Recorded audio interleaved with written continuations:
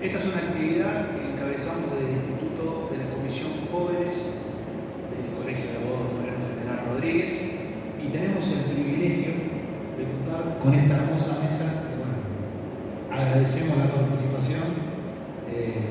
Sabemos los temas personales de trabajo que todos tenemos y que ellos se hicieron en el lugar para poder participar y capacitarnos. Y aquí a la doctora Vanessa García Carbone, es perfiladora criminal, especialista en delitos contra los niños, niñas y adolescentes, especialista en grooming, y para nosotros es un privilegio que compartas esta mesa y que nos des tu tiempo. Acompaña aquí también en la mesa la doctora Verónica Menéndez, contribuyendo con su vista en la perspectiva de género y el procedimiento de aplicación del delito de grooming en los estamentos públicos del Estado. Bueno, sin más y sin poder una ampliación, que me voy a quedar chiquito con todo lo que tienen para decir, comenzamos con esta hermosa charla. Deseo de la palabra a la doctora Vanessa Carbone. Bueno, muchísimas gracias. Bienvenidos a todos y a todas. Hoy vamos a hablar de grooming y como justamente nos va a decir una de las placas que vamos a ver después, grooming, crimen virtual, es crimen real. Pero para analizar eso y para llegar a eso, primero quiero invitarlos y invitarlas a que veamos un video, un experimento social que se hizo en España con respecto al grooming, y después volvemos y nos metemos de lleno en lo que tiene que ver con el taller de concientización y prevención del grooming.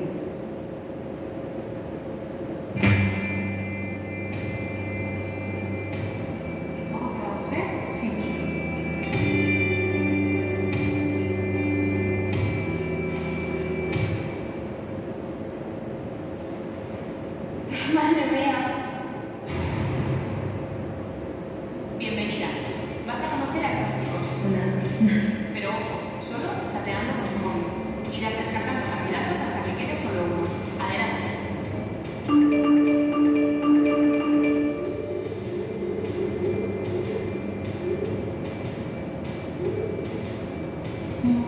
A quien no le guste dejar que esté en su casa. Adiós. Chao.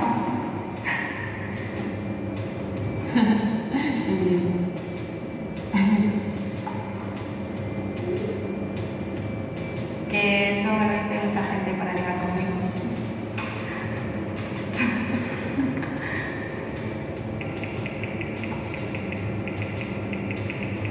Tampoco me gustan los ilusos, así que quien lo sea, que se vaya yendo mejor.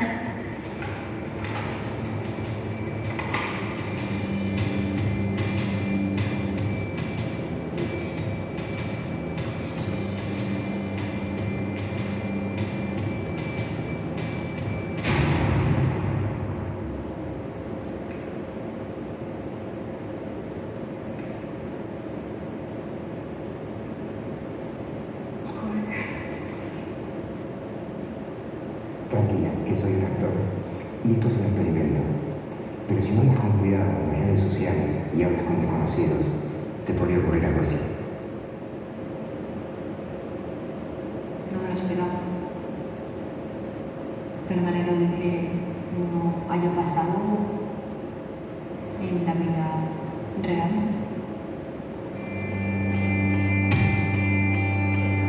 Pues sí, la verdad es que sí, porque puedes hablar con una persona joven, puedes ponerte una foto de una persona joven. Es como muy fácil engañar y también se engañan. Conozco amigas que claro que quedan, y conozco muchos casos de amenazarlas con fotos, con que se lo van a contar a sus padres. Es horrible.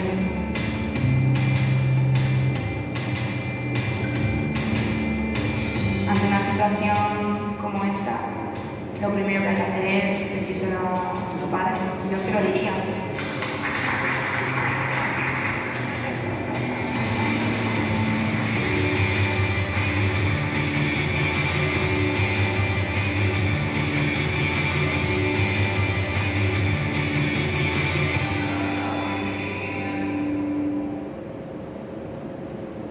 Bien, bueno, fuerte, ¿no? En este caso fue un experimento social, pero esto es lo que sucede día a día, todos los días, alrededor del mundo. Y yo decidí hoy llamar a este taller Grooming Crimen Virtual es Crimen Real, porque tiene que ver con esto. Yo les quiero preguntar a ustedes, para que lo vayamos desarrollando también a lo largo de este taller. ¿Puede haber abuso sexual sin contacto físico y corporal? Y para eso tenemos que saber qué es el abuso sexual hoy. Porque según la OMS, según UNICEF, los organismos internacionales que velan por los derechos de los niños, niñas y adolescentes, nos dicen que hoy el abuso sexual a un niño o adolescente es cuando los chicos son utilizados para la estimulación sexual de su agresor o la gratificación de un observador que puede ocurrir con o sin contacto sexual, el exhibicionismo, el voyerismo, efectuar comentarios lascivos, indagación inapropiada acerca de la intimidad sexual de los chicos, la exhibición de pornografía, pero hablamos de pornografía de adultos, porque hoy existe lo que se llama la mal llamada pornografía infantil, que también lo vamos a mencionar. Instar a que los chicos realicen actos sexuales entre sí, fotografiarlos en poses sexuales y el grooming. Esto es para UNICEF hoy el abuso sexual. El grooming. No solo, ¿cuál es el concepto de grooming? Antiguamente se pensaba que el grooming era el acoso sexual a niños, niñas y adolescentes. Nada más. Hoy sabemos que la OMS, que UNICEF, habla del grooming como otra forma de abuso sexual contra los niños, niñas y adolescentes. Entonces, cuando hablamos de grooming, ¿de qué hablamos? Hablamos del acoso y o abuso sexual a niños, niñas y adolescentes a través de Internet. Un concepto básico. Después, para la normativa, los doctores van a tener el gusto de poder escuchar. Que tiene dos fases. El grooming tiene dos fases. Tiene una fase digital o virtual y una fase presencial. Creo que después de la pandemia ya sabemos un poquito todo diferenciar la presencialidad y lo digital, que nos tocó cuando nos quedamos en casa mucho trabajar desde lo digital y lo virtual, ¿no? Y esto que es el plano presencial, la fase presencial. ¿Y dónde ocurre? ¿Dónde podemos encontrarnos? ¿A través de qué? Porque el grooming se comete a través de redes sociales. ¿Únicamente? No. Y yo diría que más allá de Internet, hablamos del concepto de ciberespacio o de Internet. Se comete a través de Instagram, de las redes sociales, de Facebook, de Twitter, de TikTok, juegos en red. Y está en rojo, porque los pederastas, los agresores sexuales de niños, niñas y adolescentes, están donde están los chicos. Y tiene mucho sentido que estén donde estén los chicos. Y esto es una situación dinámica. Pueden también estar en Telegram, en WhatsApp, van a estar donde están los chicos. Pero esto es una situación dinámica, cambia. Porque las redes que se usaban antes quizás hoy ya no están tan de moda, como Facebook. Y los chicos ya mutaron y fueron a TikTok, a Snapchat, a Omega, a otras. Entonces esto va a depender de cuáles son las redes sociales que los chicos están usando. Pero el grooming, además de ser un delito es el acoso y el abuso sexual a niños, niños y adolescentes, también es un delito sexual complejo e iniciador. ¿Por qué es un delito sexual complejo? Porque consta de dos fases. Una fase, consta de dos fases, una fase digital y una fase presencial, que puede comenzar y culminar en una fase digital o después seguir a la siguiente fase, que es la presencial. ¿Esto qué sería? Un agresor sexual se comunica con un niño a través de Instagram. Empieza a pedirle fotografías, videos, a acosarlo. Y puede culminar también en instancia digital. El delito culmina ahí. O se puede tornar más complejo aún e ir a la siguiente fase. Entonces el delito inicia en instancia digital a través, supongamos, de Facebook, y ya le pide al niño WhatsApp. Entonces ya lo tiene en WhatsApp y le pide el teléfono. Y a través del teléfono, ¿qué quiere hacer? Encontrarse físicamente con él. Entonces lo quiere desvirtualizar. Y ahí es donde se da la siguiente fase, la fase presencial. ¿Y de qué va a depender esto? Bueno, va a depender del tipo de groomer que nosotros tengamos. Porque antiguamente se pensaba que había un solo tipo de groomer. Se creía que era aquel que quiere tener una amistad con el niño para luego entonces conocerlo públicamente. Y se hablaba de seducción, se hablaba de enamoramiento, como una especie de romantización del groomer. Cuando no podemos hablar de enamoramiento ni podemos hablar de amistad. Porque los delincuentes sexuales hostigan a los chicos, los coaccionan, los violentan, los agreden, los manipulan. Entonces, las palabras, utilicémoslas como corresponden. No hay seducción, no hay enamoramiento. Se trata de un adulto contra un niño. ¿Y por qué también además puede ser un delito iniciador? Porque del grooming pueden venir otros delitos. Y si bien tenemos que hablar también de los componentes, ¿cuáles son los componentes del grooming? Tenemos a una víctima, tenemos a un victimario, que es el agresor sexual o el pederasta digital, un componente sexual y el medio tecnológico. Esto quiere decir, hay un adulto que acosa y abusa a un niño, niña o adolescente, siempre el contenido es sexual, a diferencia del bullying, ¿sí? Que es la gran diferencia con el bullying. El acoso y el abuso sexual a través de un medio tecnológico. Antiguamente se pensaba que era un delito informático. No, se comete a través de medios tecnológicos, que no es lo mismo, es un delito sexual. Y cuando yo hablaba del grooming como un delito iniciador, que es la puerta de entrada hacia otros delitos, es un delito que crea oportunidades para otros delitos. ¿Hablamos del grooming? Sí, pero no solamente del grooming. Del grooming pueden devenir las amenazas, porque amenazan a los chicos y a las chicas. Pueden venir el MASI, que es la mal llamada pornografía infantil, de la cual ahora les voy a comentar cuál es el concepto de MASI. Pueden captar a los niños para introducirlos después a la trata de personas. Pueden captar al niño, desvirtualizarlo para después seguir cometiendo el abuso sexual, pero ya físicamente. El abanico de posibilidades es grande, porque hoy el grooming es el método por excelencia de los delincuentes sexuales que habitan en Internet. Pueden captar al niño, niña y adolescente incluso para cometer un homicidio o un femicidio. De esto hablamos cuando hablamos de grooming, porque es la puerta, puede ser la puerta o la antesala. ¿Y de qué va a depender? Bueno, hoy sabemos que no hay un solo tipo de groomer, no hay un solo de pederasta digital, hay por lo menos 6, 7 que yo los encontré en una investigación que hice en el año 2019. Y va a depender de la personalidad, de la agresividad y de la motivación que tenga para cometer el grooming y que el delito inicie, culmine y termine en esa instancia, o que lo quiera desvirtualizar y sacarlo de ahí para incluso cometer el femicidio después. Entonces, cuando hablamos de grooming, tenemos que tener mucho cuidado, porque no es solo mensajes. Hay mucho más.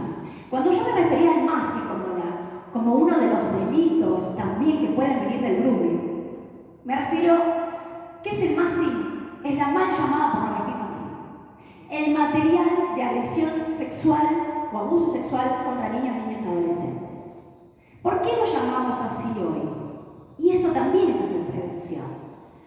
Porque esto es reeducarnos. ¿Por qué lo llamamos MASI y no más pornografía infantil? Primero porque pornografía infantil es la jerga que utilizan los pedófilos y pederastas y nosotros de ninguna manera podemos seguir utilizando ese lenguaje. Porque pornografía es pornografía de adultos. Si no, parece que estamos equiparando la pornografía de adultos, en la cual un adulto consciente da su consentimiento para el video, para las fotos, con lo que sucede con un niño. No nos olvidemos nunca de vista que estamos hablando, cuando piden fotos y videos para agredirlos sexualmente, para acosarlos, para abusarlos, Estamos hablando de la evidencia digital indubitable que nosotros vamos a tener, de la prueba existente de lo que sufrió esa víctima. Es la prueba, esas fotos, esos videos, es la prueba de aquel delito. Es la escena, es lo que le sucedió a esa víctima. Entonces, no perdamos de vista que estamos hablando de la evidencia digital de un delito, es la evidencia de un delito. Y podemos hablar de groomers, podemos hablar de pederastas digitales, podemos hablar de productores de Masi, pero no son ni locos, ni monstruos, ni animales. Ustedes seguramente habrán escuchado en los medios de comunicación que muchos dicen, no, es un monstruo, no es un animal, ¿cómo hizo lo que hizo? Bueno, yo les vengo a decir, no son locos, no son monstruos y no son animales. ¿Por qué? Primero, no son locos porque en reglas generales no hablamos de psicóticos, enajenados, lo que vulgarmente se conoce como locos. No, no, no. Hablamos de personas que comprenden la criminalidad de sus actos y a sabiendas de que comprenden lo que están haciendo, dirigen su conducta a lastimar a los chicos, a lesionar los derechos de los chicos. Comprenden la diferencia entre el bien y el mal. Saben lo que están haciendo, no es que no. Lo saben. No son monstruos tampoco. ¿Por qué? Porque si nosotros lo catalogamos como monstruos, los estamos poniendo en una categoría ficticia, de algo que no existe, de algo fantasioso. Y si nosotros hacemos eso, les estamos sacando la responsabilidad por aquello que cometen. Y de ninguna manera podemos quitarle la responsabilidad penal por aquello que cometen. Entonces, llamemos las cosas como son, por su nombre, agresores sexuales, delincuentes sexuales, son criminales. Y fundamental, porque en reglas generales también sucede que se suele confundir el concepto de pederasta con pedofilia. Y pedofilia no es pederastía. Esto también es importante. La pedofilia pasa por una excitación sexual que se obtiene a través principalmente de fantasías sexuales, hacia un niño, niña o adolescente, pero queda en el plano de la fantasía. A diferencia de los pederastas que poseen esos mismos trastornos psicosexuales, pero traspasa la fantasía, traspasa esa barrera y son los que cometen el abuso sexual o el acoso. Ya sea, ¿qué dice la OMS o UNICEF? En forma física o digital. Entonces esto es fundamental para nosotros, pederastas. ¿Tenemos modalidad de grooming? Sí. El grooming se puede cometer en forma individual, un agresor puede acosar o abusar sexualmente a una víctima, o puede también suceder el grooming en manada digital, grooming grupal. Imagínense 20, 30 personas en un grupo de WhatsApp que le piden a una niña su teléfono a través de uno, la suma a un grupo de WhatsApp y se encuentra con que hay 20, 30 personas que le están pidiendo fotos, videos íntimos. La intención es acorralarla, sentir que no tiene escapatoria, que no tiene salida. Y ustedes imagínense, son chicos, son chicas. Hablamos en un rango de 9 a 17 años de edad. Estas son las modalidades también que pueden suceder. Hablamos de una multiplicidad de víctimas. Cuando ellos van a cometer esta conducta, algunas de las características generales que vamos a hablar, porque hoy no estamos haciendo profilación, hoy estamos haciendo prevención y concientización. Entonces, algunas de las características que nosotros tenemos que saber, que hay una multiplicidad de redes, utilizan todo tipo de redes. ¿Y por qué no nos conviene escracharlos? Bueno, porque un groomer no va a tener una sola red social, va a tener 3 cuentas en Facebook, 2 en Snapchat, 4 en Instagram, y donde le bloqueen una, sigue con las otras. Entonces la idea es dejar trabajar a la justicia para que ellos puedan hacer su trabajo. Si se escrachan en las redes sociales a los delincuentes, les estamos entorpeciendo la tarea. Entonces, por otro lado, seleccionan víctimas específicas. Sí. Los niños, niños, adolescentes también hay víctimas específicas en las que hay determinadas cuestiones que los vuelven más vulnerables además de la propiedad. Un sentimiento de inferioridad, problemas en casa, problemas en el colegio, que también sea víctima de bullying, alguna discapacidad, un montón de otras cuestiones que además se le puede sumar a la víctima y que la vuelva completamente vulnerable para que un otro, un agresor sexual, un pederasta, la pueda identificar en la red social. Pueden ser hombres, pueden ser mujeres, pueden ser conocidos o desconocidos. Los agresores sexuales pueden ser hombres como mujeres, y pueden ser absolutos desconocidos, como puede ser un profesor de colegio, como puede ser un amigo nuestro, como puede ser alguien conocido. No necesariamente siempre es un desconocido. Pueden tener un perfil falso o un perfil verdadero. Y no siempre se suelen hacer pasar por niños, niñas y adolescentes. Esto es otro mito. Porque también antiguamente se creía, no, es un adulto que se hace pasar por otro niño. No, no siempre.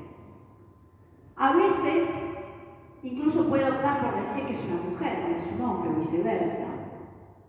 O puede hablarles de igual a igual. Va a depender del tipo de agresión sexual que tengamos adelante nosotros. Si se quiere hacer pasar por otro niño, niña o adolescente, que no ocurre siempre.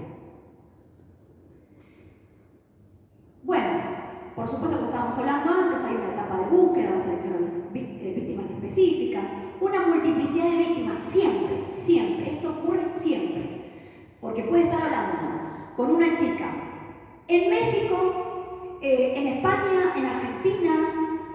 Va a haber una multiplicidad de víctimas. No va a hablar con una sola persona, una sola víctima a la vez. Esta es la etapa de contacto inicial. Según el tipo de pederasta que tengamos, puede utilizar o no violencia verbal. No siempre se hacen los mejores amigos. No siempre la comunicación es amena, falsamente. A veces ejercen una violencia tal que la vamos a ver. Se puede instalar la idea del secreto. No le digas a nadie porque si no mato a tu mamá, a tu papá. No le digas a nadie porque te escrachan las redes. No le digas a nadie porque no van a entender lo que pasa entre nosotros. No le digas a nadie. La idea es evitar la denuncia. La conversación se empieza a sexualizar. Empiezan a pedir información. ¿Qué información? ¿Dónde vivís? ¿A qué colegio vas? ¿Tu familia? ¿Tiene dinero? ¿No tiene? ¿Cuántos son en casa? ¿Tenés hermanos? ¿Tenés primos? Empiezan a pedir información. Introducen el reto, a lo mejor, ¿no es cierto? Como que, bueno, te reto a que te saques una foto de la mano, te reto a que te saques una foto del pie, te reto a que te saques una foto desnuda, sin corpiño, sin calzoncillos, y va escalando. Según el tipo de groomer, puede comenzar o no con amenazas. Podría intentar un encuentro físico. Y después, posteriormente, la etapa de encuentro, que siempre va a depender, que justamente ya lo hablamos, va a depender del tipo de agresión sexual que tengamos adelante. Esta es una conversación real, un extracto de conversación real de un groomer con un adolescente por Instagram.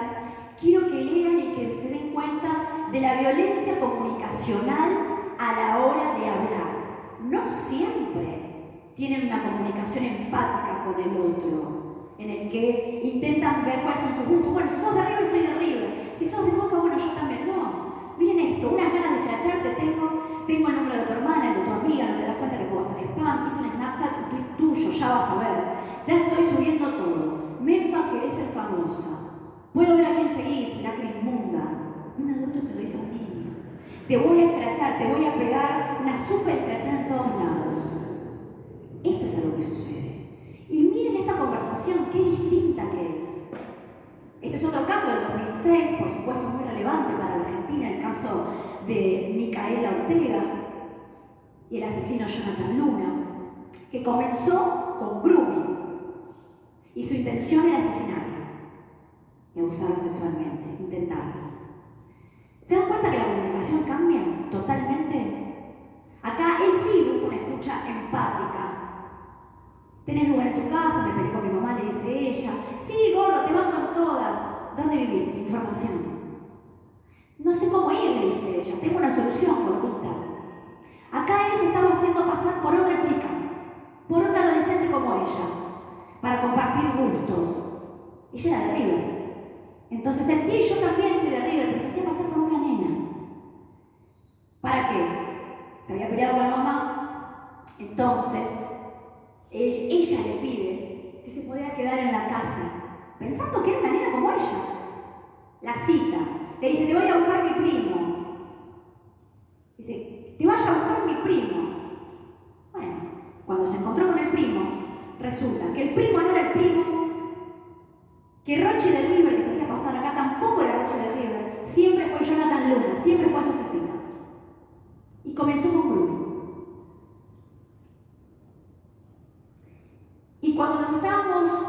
al principio, cuando estábamos hablando de si se puede dar el abuso sexual sin contacto físico y corporal, sí. Hoy la justicia entiende que sí, por suerte. Hay varios fallos. Este es uno sumamente muy importante que sucedió en Argentina en el 2021, en Córdoba, donde el juez entendió y condenó a 14 años de prisión por abuso sexual contra niños por medios telemáticos. ¿Por qué? Porque entendió que hubo abuso sexual con acceso carnal gravemente ultrajante en calidad de autor mediato. Esto es por abusar sexualmente a través de mando a distancia a una niña de 10 y sus hermanos de 5 y 7 años. ¿Cómo? Comenzó con grooming, comenzó a pedirle fotos, videos a una niña de 10. Empezó a solicitar información. ¿Tenés hermanos, primos? Sí, tengo un hermano de 7 y de 5. Entonces, bueno, le dijo, quiero que sumes a tu hermano de 5 años y 7 años. Y con instrucciones pero minuciosas, le dijo a ella lo que le tenía que hacer a ellos y a ellos lo que le tenían que hacer a ella. Con instrucciones minuciosas los obligó a mantener un acto sexual entre ellos. Por eso es que el juez entiende que hubo abuso sexual con acceso carnal a través de medios telemáticos, porque se dio un abuso sexual a través de un mando a distancia.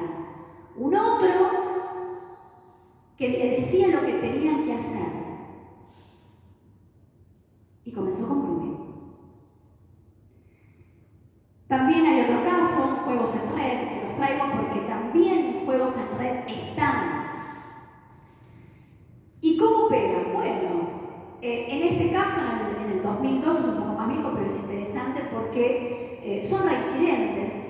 Entonces, en su momento había sido arrestado por tenencia de este material de fotos y videos. Y en este juego en particular, en Minecraft, ¿qué pasa? Le van tratando de buscar la forma de que los chicos empiecen a despreocuparse, a no pensar, están siendo manipulados.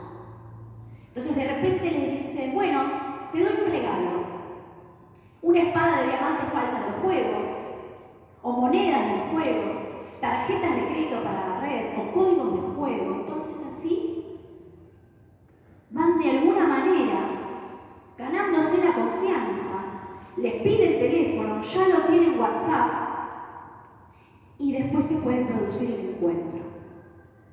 Así, de esta manera, operan. Este, bueno, es un caso bastante conocido, que si bien no es por grooming, el caso del ex médico Ricardo Russo del Hospital Garrahan, tiene que ver con lo que fue la producción de MASI, ¿no? De material de niños, niñas y adolescentes. Pero esto, ¿por qué se lo quiero traer? También porque forma parte de la prevención. Porque una de las cosas que hacía el doctor era cuando nosotros nos vamos de vacaciones y de repente los chicos se meten en el agua y los vamos a sacar para secarlos, y sacamos la mallita y le ponemos la ropa, el doctor estaba con su teléfono y con una cámara profesional haciendo suma a las partes genitales de los chicos y de las chicas antes que los padres y las madres los vistan. Y eran unas 200 fotos aproximadamente que se encontraron en su computadora del hospital, de la casa y del celular. Todo esto sucede hoy. Yendo a los indicadores, hablando de indicadores en los niños, niñas y adolescentes sometidos por un pederasta. En los niños y en las niñas vamos a encontrar cambios repentinos de conducta. Atentos a esto. A la irritabilidad, a la tristeza, al cambio del sueño, ya sea por dormir mucho o por dormir poco. A pasar muchas horas conectados a internet. Por supuesto, incluso de noche. Conocimiento sexual inapropiado para la edad que tienen. Preguntas insistentes, curiosidad sexual excesiva, problemas de esfínteres, aislamiento. En la adolescencia lo vamos a encontrar con ideación suicida, con necesidad de estar disponible en el móvil permanentemente, comportamiento agresivo, molestarse cuando es interrumpido, cambios en el lenguaje, cambios en la forma de vestir, gestualidad, comportamiento sexualizado, cambios en el sueño, hostilidad constante hacia las figuras de autoridad, automutilaciones, ahora, que se cortan las piernas, que se cortan los brazos. Son señales. Es un idioma en la piel. Agresiones a sí mismo, ocultar los dispositivos, reforzar los bloqueos, las claves, utilizar excesiva tecnología, reticencia a compartir el móvil, nerviosismo ante la proximidad de otro, malestar en los vínculos. Entonces, ¿podemos reducir las oportunidades? Sí, podemos reducir las oportunidades de los criminales. ¿Cómo? Esta teoría de la oportunidad, que a mí me gusta mucho, es muy sencillo lo que dice. Si alguno de estos tres elementos falta, el delito no va a ocurrir. O sea, que el delito de grooming no va a ocurrir. ¿Por qué? Si un autor motivado, groomer, pederasta, falta, el delito no va a ocurrir. Si una víctima expuesta, tampoco el delito va a ocurrir. Entonces, si esa víctima expuesta, ese niño, niña y adolescente, estuviese debidamente cuidado, protegido, asegurado, control parental, supervisado, el delito no va a ocurrir, porque la oportunidad no va a ocurrir. Y es ahí lo que nosotros tenemos que intentar, reducir las oportunidades. Porque si piensan que los chicos están seguros en casa, si tienen un celular o una computadora, el sentido de seguridad que antiguamente sucedía se perdió. ¿Por qué? Porque lo tenemos que cuidar para el mundo tecnológico. A mí mi mamá decía, bueno, no aceptes caramelos extraños, no hables con extraños. Bueno, esos extraños están hoy en Internet. Entonces no naturalicemos hablar con desconocidos en Internet. Porque si en casa no los dejamos entrar, ¿por qué los dejamos entrar en la computadora? Formemos anillos de seguridad y de contención. No solo con la familia, que es el primer núcleo, el primer anillo de contención y seguridad. Núcleo familiar, padre, madre, tutor, tíos, abuelos. Formemos también un segundo anillo de contención y de seguridad. Donde están los profesores, donde están los maestros, donde están los psicólogos, los pediatras, los profesores del club, de atletismo, de hockey, de natación, el sacerdote de la parroquia. Compartamos información de qué es lo que está sucediendo. Por supuesto, para los profesionales, a los docentes. Los profesionales de los equipos educativos pueden proporcionar a los chicos un marco de seguridad y bienestar, estando preparados para detectar y abordar adecuadamente la problemática. Ofrecer oportunidades y espacios para hablar en forma individual con ellos. Coordinar con lo que estábamos hablando, con los servicios comunitarios, con otros lugares, para compartir información valiosa. Ante una sospecha de grooming tenemos la obligación de informar a las autoridades, brindar la respuesta necesaria, proteger a los chicos, conocer el mecanismo y los protocolos a seguir de cada país. Entonces, buenas prácticas. No brindar información, nombres, teléfonos. Ojo cuando subimos fotos de los chicos y de las chicas también. Ahora se los voy a decir. Establecer perfiles privados, evitar establecer un diálogo con desconocidos, ya sean en los juegos en red, de cualquier plataforma. El WhatsApp, configuración en los grupos, solo amigos. Tenemos que saber qué aplicaciones usan los chicos. Tenemos que estar interiorizados. Evitar utilizar cámara web para chatear. Fortalecer las contraseñas, doble verificación. Evitar ingresar en grupos de WhatsApp. Si ingresaron en un grupo de WhatsApp los chicos y no los conocen a los que pertenecen a ese grupo, cortar la comunicación, salir enseguida y pedir ayuda a un adulto. Nunca acudir a un encuentro en persona, físicamente, con un desconocido, luego de una conversación online. Ojo con la foto de los chicos, porque a veces les pasa, la familia, los padres, suben fotos. Y comienza la clase, y bueno, estamos contentos porque los chicos comenzaron la clase, subimos la foto y está enfrente del colegio, les estamos dando la indicación de dónde están los chicos, a qué colegio va, el uniforme, tiene el logo del colegio, los uniformes. Ojo con las direcciones que les damos, ojo con, le estamos diciendo acá, les estamos entregando a los chicos, estamos diciendo, y va acá a este colegio. Tengamos cuidado con el llanto, porque a veces estamos emocionados por los logros de nuestros chicos y compartimos información que es innecesaria y los pone en peligro. Porque a través de la información que nosotros compartimos los pueden conocer cuándo es el cumpleaños de ellos, cuándo cumplen años, qué deportes hacen, ¿no? Entonces, forma de actuación de la sospecha de grooming para nosotros, no enojarnos, no modelar nuestras respuestas, respirar, calmarnos, ser amable, no juzgar, evitar todo tipo de reacción de enojos. Esto es fundamental. ¿Tenés ganas de contarme lo que pasó? ¿Me querés contar lo que pasó? ¿Querés compartirlo conmigo? Creer, confiar, tener una escucha atenta, no interrumpir. Porque los chicos, una vez que comienzan a revelar lo que sucede, interrumpir o enojar, podrían elevar los niveles de estrés, podría alterar esta situación de revelación que se está por dar. Según el Centro Nacional para Niños Desaparecidos y Explotados, las víctimas de grooming, ¿qué sucede con ellas? El 60% de las víctimas intentaron suicidarse. El 80% tuvo pensamientos suicidas. El 70% tiene miedo a ser reconocido. ¿Por qué? Porque cuando piden fotos y videos, ese trauma, ese daño psíquico que se genera, queda por mucho. Y no solo afecta al niño, niña y adolescente, afecta al adulto en el que se va a convertir, se convertirá y se convirtió el día de mañana. Y al sujeto pasivo que será siendo siempre eternamente en esa foto y en esos videos, a pesar de ser ya adulto. Entonces, nosotros, como familias, tenemos que comprender que la protección de los niños en Internet no es una cuestión de censura. No los censuramos.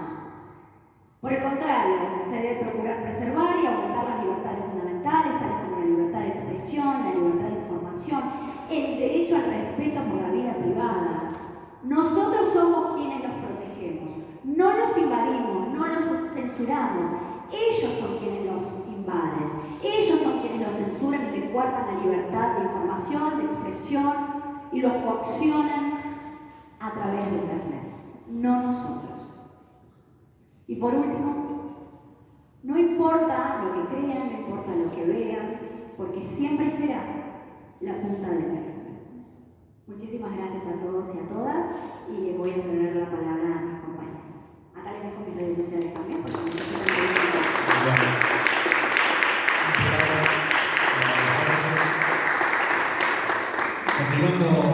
Continuando con la charla, le vamos a ceder la palabra al doctor Juan Suárez, abogado 3.0, especialista en ciberdelitos, y continuará con la charla el doctor Mariano Castro, abogado 3.0, especialista en derecho penal.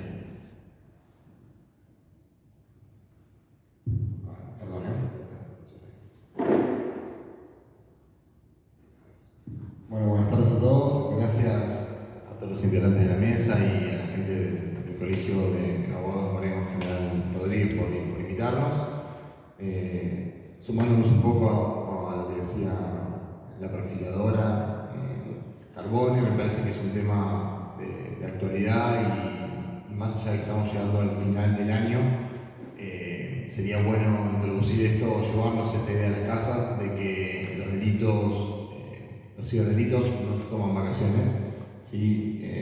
Y eso quiere decir que los chicos van a dejar la escuela y van a pasar mucho más tiempo en casa, mucho más tiempo en sus cuartos o en sus habitaciones, buscando una recreación, buscando divertirse en más juegos en línea o en general estadísticamente en las vacaciones de invierno y verano, cuando los chicos descargan más aplicaciones a los celulares, es cuando los chicos más tiempo pasan en redes sociales, es cuando más se desconectan, en realidad pierden la rutina y buscan generar una nueva rutina, así que me parece que es importante tener en cuenta esto.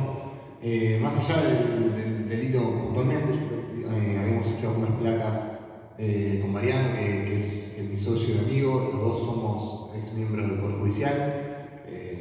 Yo trabajé 12 años en investigaciones complejas para el Departamento Judicial de Mercedes y el doctor Castro como defensor en el Fuero Criminal y Correccional, así que tenemos de alguna manera visto de los dos lados los tipos penales. La idea no es entrar en algo muy duro ni mucho menos, sino que repasemos un poco como ya lo hizo la perfiladora, entender de qué se trata el delito, buscar profundidad no en el conocimiento, sino en la llegada a los menores y entender menores y adolescentes en sentido amplio, porque muchas veces nos quedamos que le va a pasar al nene que es chiquito porque no entiende, y por ahí a veces el que más le pasa es al adolescente que entiende un montón de cosas, pero también tiene necesidades, tiene angustias. Hoy hay una carrera que no pasaba en nuestra época, yo tengo 37 años, me acuerdo que cuando era chico no había este problema de quién era más importante en un salón, quién era más importante en un club. Siempre había un destacado en un deporte, pero ahora es el que colecciona más likes, el que tiene más repercusión, el que hace el TikTok con más vistas, y los chicos llegan a la casa y hablan de eso con otros chicos. En general, por ahí los padres no llegan nunca a tomar identidad de eso que va pasando, y los nenes o los adolescentes, en busca de eso, de ser popular o de ser visto, empiezan a seguir. Entonces creo que se amplían estos anzuelos, buscando decir, bueno, ¿cómo hago para tener más amigos? Y bueno, aceptando todo el mundo en las redes sociales, básicamente.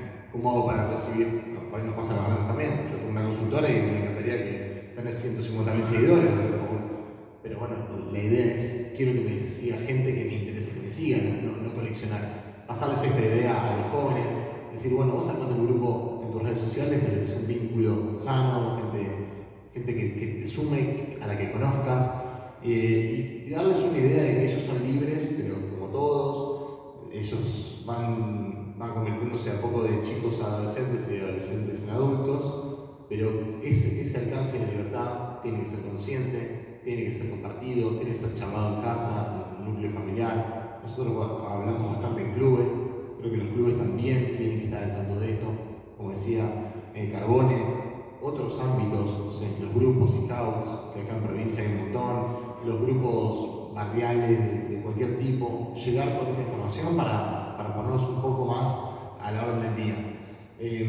Para ser breve, bueno, habíamos hablado para hablar de lo que son los ciberdelitos y diferenciar un poco de los propiamente dichos, que son los delitos informáticos, que hoy están bastante de moda, los ataques a sistemas informáticos, a computadoras, los secuestros de información, o los delitos tradicionales cometidos por medios digitales, que son, en este caso, el grooming, ¿sí? Que es un delito en el que se utiliza la tecnología o el ciberespacio como medio. Esto lo digo para que tengamos una idea, porque a veces hablamos por ahí en general de ciberdelito y el grooming, que es una expresión en inglés y a veces nos queda un poco lejano. Los ciberdelitos son los delitos que conocemos, nada más que ahora tienen otro medio de comisión. En general, las estafas ahora están muy de moda, que nos estafan por Facebook, por Mercado Pago, por un link de WhatsApp, por un código QR. Bueno, es un poco ayornar esos viejos delitos a las nuevas formas de comisión y estar un poco más a la altura de las circunstancias. Los letrados, como por ahí nos pasa a los que somos abogados, entender que nosotros tenemos que estar en la vanguardia de esto, porque por un lado vamos a informar bien a un cliente y por otro lado vamos a preservar la información también que tenemos un cliente, porque si yo soy víctima en lo personal, bueno, de un robo de información, se podrán hacer de alguna información mía, pero si atacan a mi estudio o a mi consultora, se van a hacer de información de un montón de clientes míos, particulares, empresas, instituciones educativas, colegios médicos o lo que sea que asesoremos, y se van a llevar información de terceros. Entonces, vayamos introduciendo esta idea para nosotros y para nuestros hijos o para las juventudes que nos circundan, de que la protección de los datos personales y de los datos de cada uno en la vida digital, que es una vida que no sabemos cuándo, pero la encontramos, y hoy todos nos presentamos y antes de decirnos el nombre nos pasamos en Instagram, en cualquier ámbito, no siempre en un bar o en un ámbito descontracturado, sino en un ámbito académico. Todos nos presentamos en las redes sociales y queremos que esa sea nuestra carta de presentación. Entonces, bueno, enseñemos y prediquemos con el ejemplo, tengamos buena higiene digital, digamos, tengamos buenos hábitos digitales que nos van a ayudar a de alguna manera llevar mejor esta identidad digital que hoy nos formó y para adelante creo que va a ser nuestro pasaporte mucho más que el físico que vas a usar solo para salir del país. La identidad digital va a ser nuestra carta de presentación para cualquier ámbito. La doctora habló de la difusión de imágenes sexuales menores de edad. Esto yo no quería repasar el tipo penal, Sí, un poco en el grooming, hablar de la antesala a otros delitos. Nosotros desde Fiscalía y Defensoría vimos que realmente el grooming es la antesala a otros delitos bastante más graves. Así que veámoslo, no por la preocupación de que por ahí le escriban un mensaje y quede en la nada, sino con la proyección que puede tener ese mensaje en la vida de un nene o de un adolescente y lo que puede pasar. Pensémoslo así y tratemos de concientizar desde ese punto, ¿no? Bueno, te escribe, no minoricemos por ahí ese impacto del comentario, sino que pensemos siempre en lo que podría haber pasado. Un poco como, creo que es una buena práctica ese ejercicio. La licenciada se especializa en la perfilación, yo no me especializo en eso, pero sí por ahí advierto con las investigaciones que llevo adelante, investigaciones que hicimos a nivel nacional, siempre en general tienen aristas internacionales, son los groomers, muchas veces se mueven en equipos, forman parte de grandes grupos de gente con ese interés, así como uno puede compartir una afición por un deporte o lo que sea, ellos tienen esa afición y tienen, si ustedes buscan en Google, van a encontrar manuales de groomer, manuales de pederastas, descargando eso, saben qué preguntar, qué imágenes enviar, siempre buscan entrar en la vida de los chicos y creo que estos son lo que hacen, visualizan primero y planifican lo que van a hacer, lo hacen con muchas víctimas a la vez. El término de ingeniería social, un poco lo que decía la perfiladora, cuidémonos de lo que ponemos en las redes sociales y hasta dónde queremos mostrar lo que hacemos o lo que somos. Hay un ejercicio que dicen, publica, antes de publicar en las redes sociales, preguntarte si publicarías lo mismo, ese dato o esa imagen o video en un estadio de fútbol. Si no lo harías, para que toda esa gente tome conocimiento, bueno, no tenés que publicarlo. Como un ejercicio mental de decir, pasó la pandemia, todo el mundo subió el certificado de vacunación. Sí, era interesante, todos queríamos estar vacunados y por suerte se hizo una buena campaña de vacunación, pero el 80% de la gente subió el número de ciudadano con el número de DNI, con el nombre completo, con la dirección y con el número de vacuna que te pusieron. O sea, le dimos a alguien que estaba buscando datos, todos los datos más importantes que tenemos. O sea, después nos buscan en Google con el número de DNI y encuentran la dirección. Bueno, pensar en esto, en la estética, ¿sí? El interés de las víctimas, cómo empiezan a ver lo que te gusta y esto nos pasa, nosotros consumimos a través de lo que vemos en redes sociales, ya directamente no te pasa como antes o como en la televisión, que creo que es un buen ejemplo, que vos pasas de canal y encontrás algo que no te gusta. Hoy en las redes sociales es muy difícil que encuentres algo que no te gusta. No sé si lo pensaron, pero en general nunca ves algo, nunca pasas la hoja o una revista que bueno, esto no me interesa. Todo lo que es contenido de interés nuestro, porque estamos con los datos que vamos dejando, se genera interés en un contenido que nos va a interesar. Entonces, indefectiblemente vamos a entrar ahí. Entonces, esos anzuelos que se generan son mucho más fáciles de que caigan. Nosotros como adultos también caemos, pero bueno, los niños están mucho más preparados, entonces, menos preparados para esto. Esta investigación de las redes sociales, ver, repasar qué le dejamos publicar a los nenes, ¿sí? Es importante que publiquen si ganaron una copa de fútbol o un trofeo de taekwondo, ¿sí? Es importante, veamos qué va a comunicar la foto. Como papás o como familiares es importante que aprendamos a sacar esas fotos también, porque todos queremos tener una foto de un familiar, pero veamos, como hoy señalaba, que no tenga tantos datos la foto, que sea algo recortado.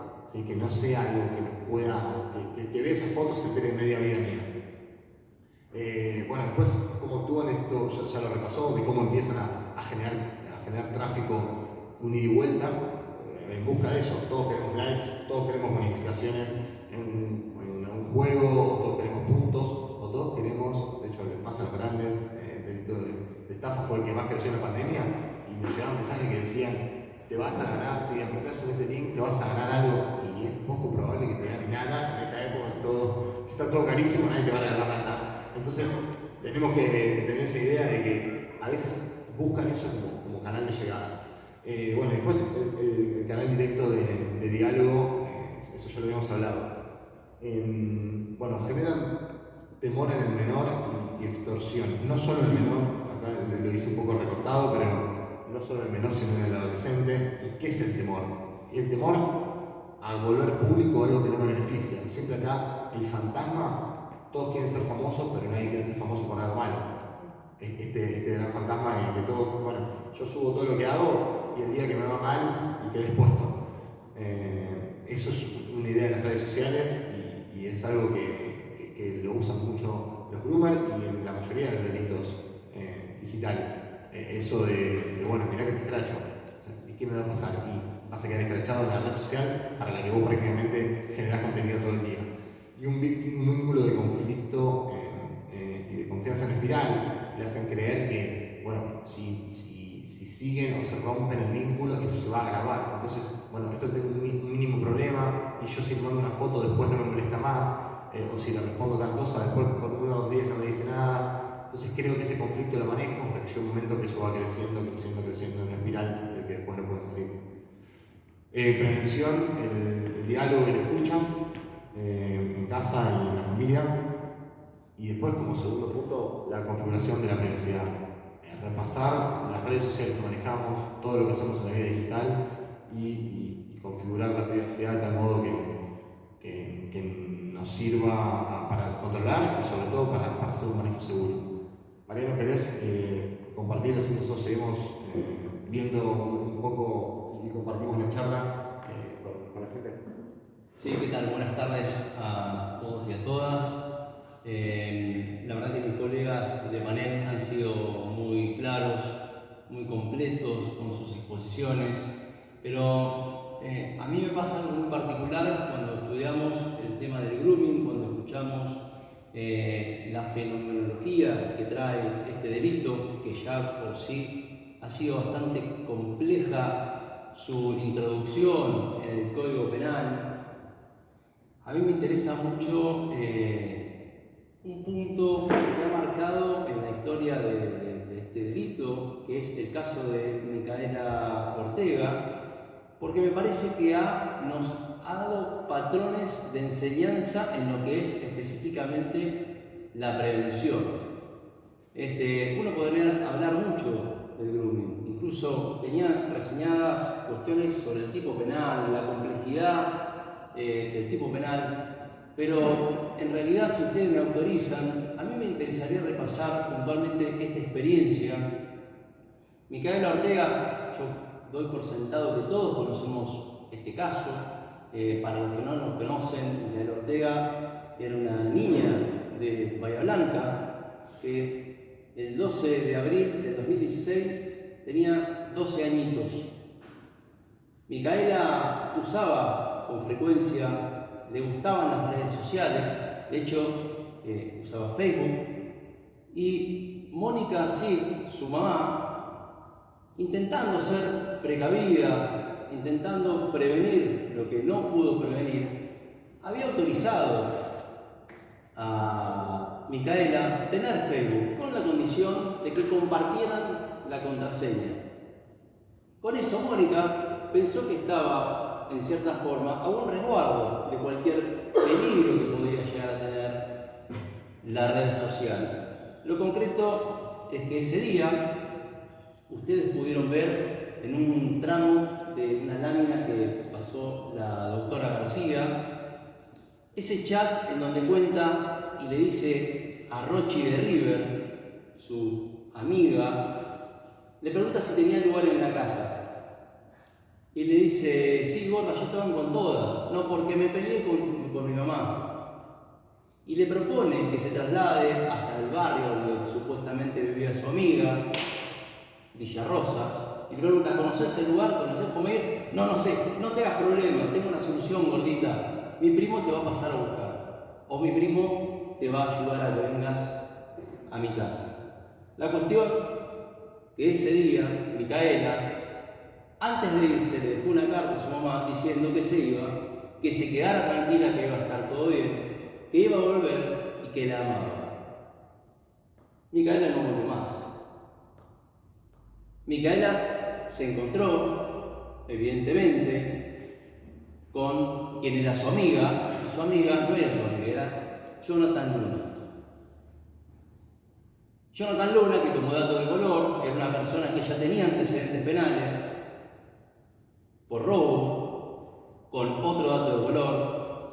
se encontraba prófugo de la justicia porque se había profugado del penal de General Roca, de Río Negro, donde estaba cumpliendo pena, y había encontrado un gran manto de impunidad en Internet. Las redes sociales, si hay algo que le proporcionan a los ciberdelincuentes, es un gran manto de impunidad y de anonimato. La cuestión es que piensen lo que pudo haber sido para Mónica Cid esos 35 días, que fue el tiempo que tardaron en encontrar el cuerpo sin vida de Micaela, lo que pudo haber sido esa situación. La cuestión, a mí me llamó mucho la atención distintas entrevistas que fue haciendo Mónica Cid con una entereza y una humildad admirable, en la que sus primeras reacciones, sus primeras expresiones fueron: a Micaela la mató Facebook. Y en realidad, uno en esas condiciones creo que no podría controvertir absolutamente nada por la situación, por el trance que estaba viviendo. Pero en mi opinión, yo creo que ninguna red social mata a nadie. A mí me daba ganas, o me daría ganas de decirle: discúlpeme señora, pero a su hija la mató un pedrastra, la mató un asesino. Y parte de esto llamativo, de esto que a mí me mueve a hablar de la prevención, fue una declaración que hizo Mónica Cid unos meses después de esa primera declaración, donde dijo: a mi hija la mató mi desconocimiento. A mi hija la mató mi desconocimiento. ¿Desconocimiento de qué? Desconocimiento, desinformación de las redes sociales. A través de la investigación que se llevó a cabo por este femicidio, esto fue uno de los primeros casos en Argentina que se registró como un grooming seguido de muerte, es un grooming seguido de un femicidio. Se descubrió que no solamente Jonathan Luna tenía más de 5 perfiles en Facebook, con más de 1.500 contactos de niños, niñas y adolescentes, sino que también Micaela tenía otras cuentas con las que dialogaba con su novio y con las que había contactado a Jonathan Luna a espaldas de su madre.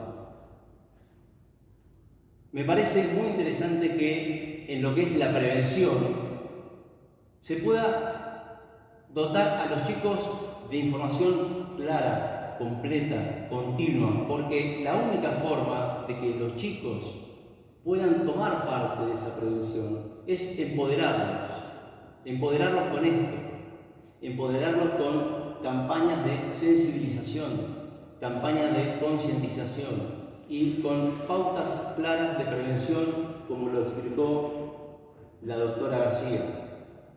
Esta es la única forma, a mi modo de ver, de que los chicos puedan tener una prevención sobre la base de 3 ejes. Primero, detectar el riesgo, entender cuándo están en peligro, entender que no pueden estar en redes sociales con desconocidos. El segundo punto, empoderarlos para que puedan, sepan y se animen a decir que no. Sea quien sea la persona que le pida alguna situación que los incomode, que les llame la atención, que digan que no. Y la tercera, el tercer eje, fundamentalmente, que tengan una instancia para poder pedir ayuda a papá, a mamá, a un tío, a un hermano mayor, a un profesor, a algún adulto, a un vecino. Que no tengan miedo para poder protegerse. Nosotros hoy por hoy tenemos en lo que es el Código Penal, ya no sé si hay muchos abogados aquí, algunos ya reconozco, el artículo 131 del Código Penal, que se consagró como un delito autónomo, ¿sí? El delito de grooming. Esto derivó en infinidad de discusiones académicas, con marchas y contramarchas, pero si uno se retrotrae a esta tipificación, a este artículo, nos tenemos que ir al año 2008 cuando se sancionó la ley de delitos informáticos, que a mi modo de ver, se sancionó con gusto a poco, porque se había olvidado de los niños, niñas y adolescentes. ¿Y por qué digo esto? Porque cuando, después de que se puso en vigencia la ley de delitos informáticos, papá, mamá, el niño, niña, adolescente que iba a una comisaría a explicar lo que le estaba sucediendo, no le tomaban la denuncia. Porque volvíamos a ese problema argumental que explicó muy bien hoy la doctora García, en donde con una frase, no, pero si no hubo contacto físico no hay abuso sexual, y si no, no tengo una figura penal como para avanzar con una investigación y llevarlo a un sumario fiscal. Aberrante, espeluznante. Y la víctima, junto con su familia, que también es la víctima secundaria, se volvían a sus casas con las manos vacías y sin ningún tipo de respuesta. Por eso en el año 2013 está a punto de cumplir 9 años esta ley, la ley 26.904, se creó este delito de grooming, que a mi modo de ver es una mala ley, es mala la ley. Esto me hago cargo personalmente, el panel no tiene nada que ver. Es una mala ley, pero que esconde unas muy buenas intenciones, porque hay que ser justo también con esto. La realidad es que esa ley estuvo a punto de perder estado parlamentario. Y si no fuese por muchísimas ONGs que venían trabajando de hacía más de 10 años, Madres Online, Argentina Cibersegura, no quiero nombrar, pero fueron los que avanzaron con la recolección de firmas suficientes para que el Senado y diputados se pusieran de acuerdo, porque la discusión era, disputaban dos proyectos de ley diametralmente opuestos, incluso con las penalidades que se preveían, pero finalmente salió el que hoy tenemos como artículo 131 del Código Penal, que tiene un sinfín de dificultades técnicas, tiene un sinfín de vaguedades, tiene un sinfín de problemas de tipicidad y tiene un problema más, que muchos jueces, en una primera instancia, hoy por suerte es una doctrina judicial que se está abandonando, consideraba que si el contacto del adulto hacia el menor no era con el propósito inequívoco de realizar alguna actividad sexual, no lo consideraban típico del delito de grooming. Yo creo que el delito de grooming es mucho más que eso. Es mucho más que eso. Justamente, ya hoy por hoy está totalmente fuera de discusión que es un abuso sexual. Ya no es un acoso, como se dijo al principio. Esta discusión, gracias a Dios, ya ha sido absolutamente superada. Que hay una relación abusiva, nadie tiene dudas. Hay una relación totalmente asimétrica de poder entre el adulto, que se esconde atrás de un perfil falso y además emplea el medio tecnológico, y nadie puede dudar a esta altura del partido que se socava groseramente la sexualidad de la víctima. Lo demás me parece que debería reformarse, porque no termino de comprender cómo hoy por hoy tenemos en nuestra legislación únicamente que el medio comisivo sea un medio tecnológico. En mi caso particular, no termino de comprender cómo no podría constituir un delito de grooming una persona que se acerque físicamente a un menor y entable conversaciones de índole sexual. Por eso me parece que el desafío, más allá de las excelentes voluntades que existieron y que subyacieron en este proyecto de ley que hoy es artículo 131, me parece que el desafío es mejorar ese articulado, incluir, de hecho, agravantes. Tampoco tiene agravantes. No termino de comprender cómo no puede ser más grave el delito de grooming si, por ejemplo, el autor es un sacerdote. Si, por ejemplo, el autor tiene alguna condición especial por sobre la víctima, más allá del vínculo. Por eso, me parece, yo celebro realmente que estas tardes de trabajo, como le llamo yo, estas jornadas de sensibilización, de debate, de charlas, sirva para que todos nos llevemos algo, pero especialmente algo útil para prevenir y para poder ayudar a aquellas personas que son víctimas de este delito. Muchas gracias.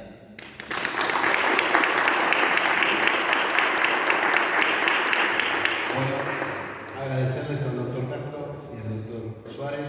La verdad que nos nutrimos inmensamente. Ahora sí, para ir cerrando la charla, vamos a cederle la palabra a la doctora Verónica Menéndez, subdirectora de la política de género del municipio de Merlo.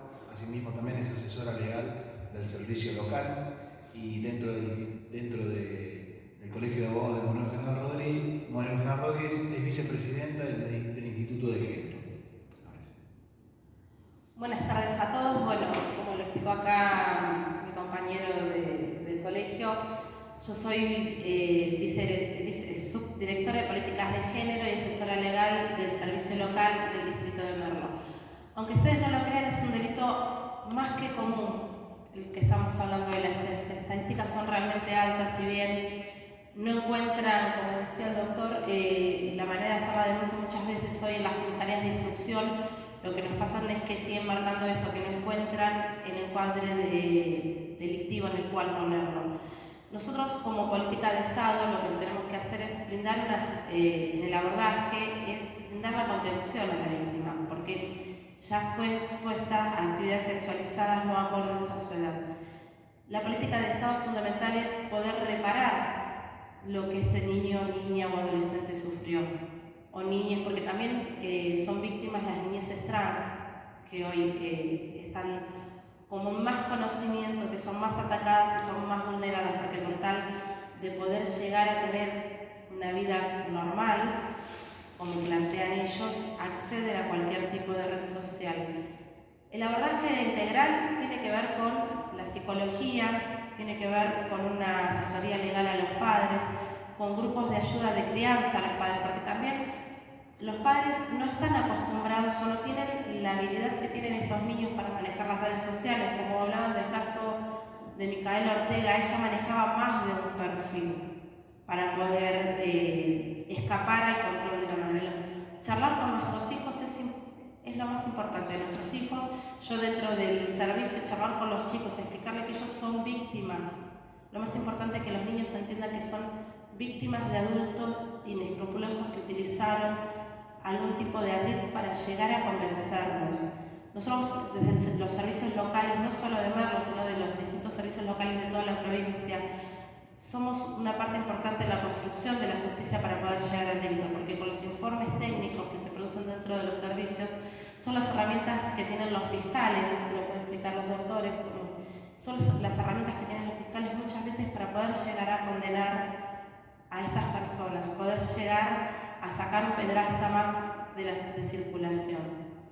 Las políticas de Estado tienen que estar dirigidas a esto, a proteger a la sociedad, proteger a los niños, proteger a las madres también, que no saben cómo ingresar muchas veces a la confianza de nuestros hijos para poder llegar a crear este vínculo, este circuito, este anillo que hablaba la licenciada de protección.